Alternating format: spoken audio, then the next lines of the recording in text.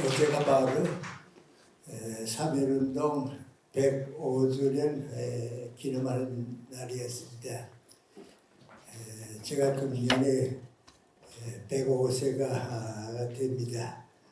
그래서 3.1운동과 더불어 100년의 세월을 보내왔기 때문에 오늘 여러분에게 도움될 말씀을 부탁했던 것 같습니다. 우리 지금 다 대한민국이라고 하는 큰 나무 속에 살고 있습니다. 근데 우리가 사는 대한민국의 나무 뿌리가 언제 어떻게 시작됐는가 그런 생각은 누구도 다 합니다만은 정확한 해답은 얻지 못하는 때가 있습니다.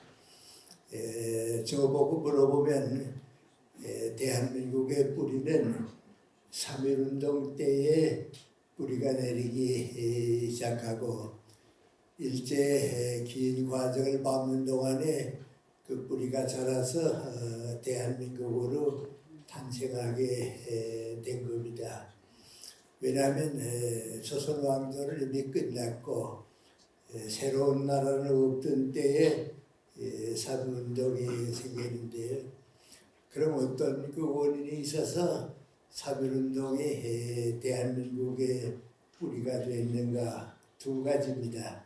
그 첫째는 3.1운동 이전까지는 우리 모든 사람들이 생활의 단위가 나와 내 가정, 나와 내 가족이었습니다.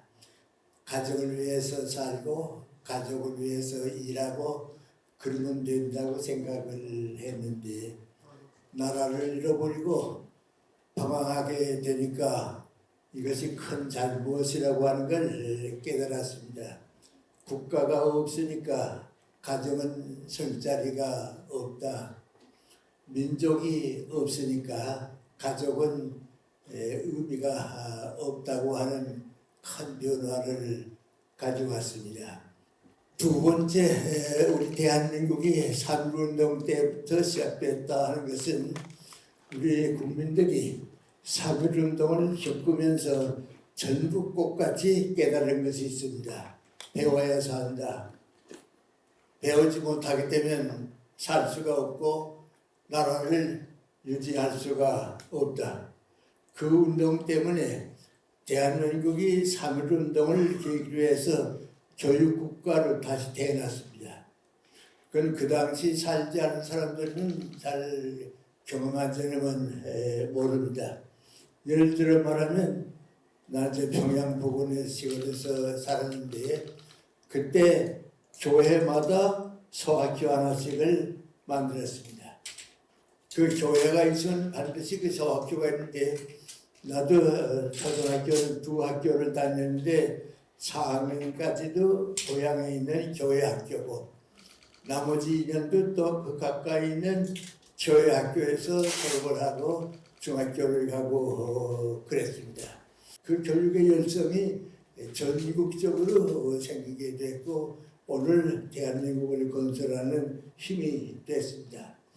교육을 받은 열성 때문에 많은 사람들의 자유를 살아가는 교육을 받았기 때문에 우리는 그 이승만 박사 때의 독재 정권도 또 군사 정권도 다 교육을 받은 국민의 힘으로 이겨냈습니다. 그래서 세상 사람들이 민관에 저거 한국이 이상한 나라라고 말이죠. 전쟁에 저렇게 파괴됐던 나라인데도 불구하고 한강의 기적을 만들었다고 하죠. 그건 이승만 박사가 앞장서던 자유민주주의가 있었기 때문이고요.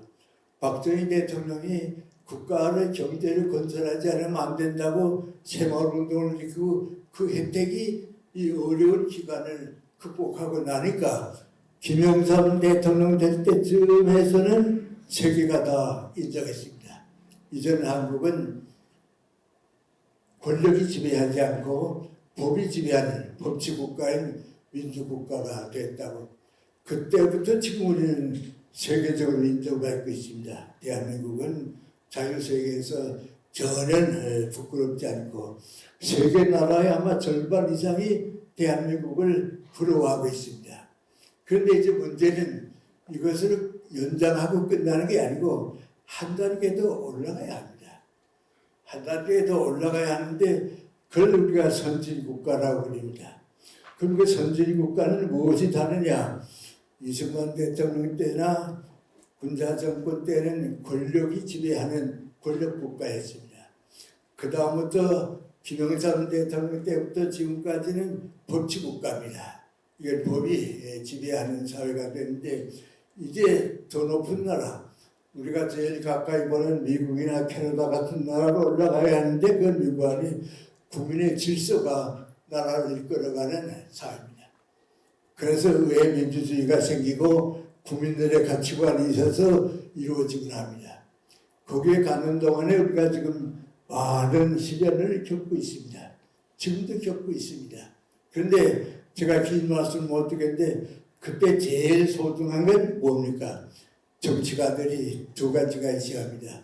하나는 첫째 민구알이 좀 그런 말을 써서 미안합니다만 세계 속에 한국이 어떤 나라인가 그거 아는 사람이 대통령이 되고 국회의원이 되고 정치를 해야 합니다. 그 다음엔 과거에 피접하지 말고 미래를 건설해 갈 수 있다고 하는 앞을 바라볼 줄 아는 사람이 돼야 하는데 불행하게도 우리가 그걸 지금 못하고 있습니다.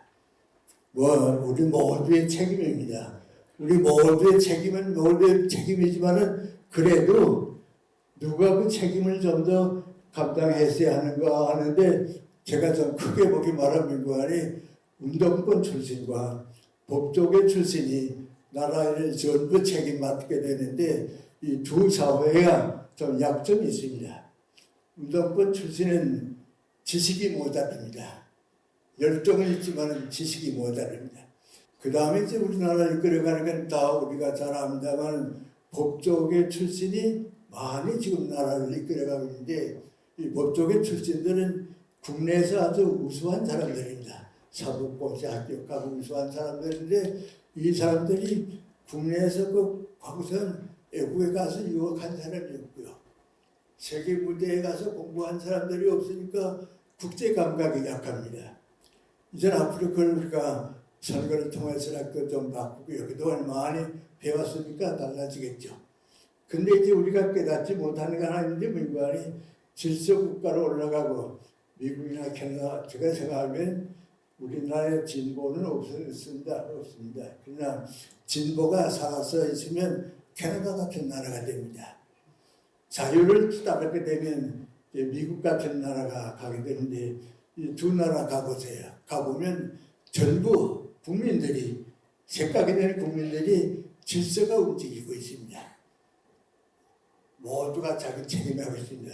저 조금 작은 얘기인지 모르겠습니다만 우리 검찰 출신이 대통령이 되니까요. 검찰들이 많이 국회의원을 부부하는데 해야 합니다. 하긴 해야 합니다. 그러나 검찰 직책이 국회의원보다도 중하다고 하는 건 알아야 합니다. 그 질서 사회에서는 국회의원은 그 수가 적지만은 검찰이나 교육자는 교육자답고 의사는 의사답고 법관은 법관답고 기업가는 기업가다운 나라가 질서 사회입니다. 거기에 가려고 하게 되면 이제 우리 국민이 주인이 돼야 합니다. 그런데 이 국민이 주인이 되는데 제일 중요한 건 민관이 눈에 보이지 않는 잃어버린 찾아가다가 못 찾아간 가치를 다시 찾아야 합니다. 그 첫째 민관이 진실과 정직입니다. 지금 우리는 정치사회에 진실이 없습니다. 정직이 없습니다. 그거 없으면 분열이 옵니다. 성장 못합니다. 그 다음에는 정의가 왜 필요한가 하는 문제인데 정의는 우리 정부는 지금까지 어떻게 생각하는 거 아니 정의는 권력을 가지고 평등사회를 만드는 것이 정의다. 그렇게 생각하게 되면 북한과 같아지고 맙니다. 정의는 그것이 아닙니다. 정의란 무엇인가?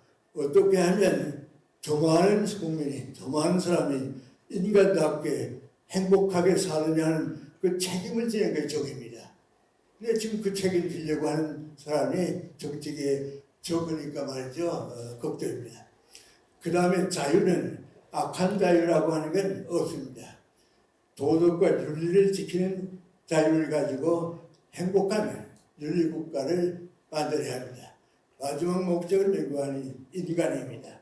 우리가 서로 사랑하고 손잡고 함께 대한민국을 세계 모범적인 국가로 만들자고 하는 그 뭉치는 힘을 가진 하나의 인간애가 필요합니다.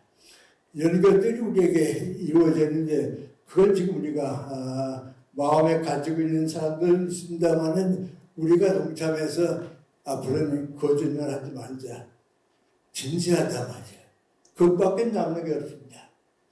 나라를 위해서 일하지 정권을 위해서 일하는 것을 이제는 끝내자.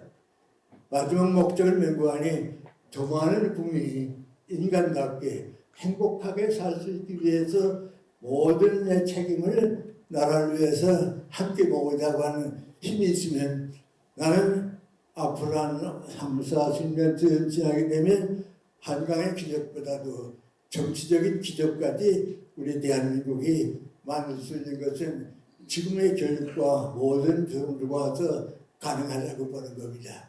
그래서 제가 좀 오래 살았기 때문에 길게 역사를 봤다고 생각은 합니다만은 여러분에게 주어진 책임은 내가 가졌던 시대의 책임보다 더 중요합니다. 나라를 먼저 걱정하고요. 진실한 사람이 되고요. 정의와 자유를 통해서 국민의 행복을 위해 주고요. 대한민국을 세계에서 가장 살기 좋은 행복한 모범적인 국가로 만드는 그것이 우리 정치나 생활의 모든 마지막 목표입니다. 여러분과 여러분 후손을 위해서 좋은 새로운 출발을 해주시기 바랍니다. 고맙습니다.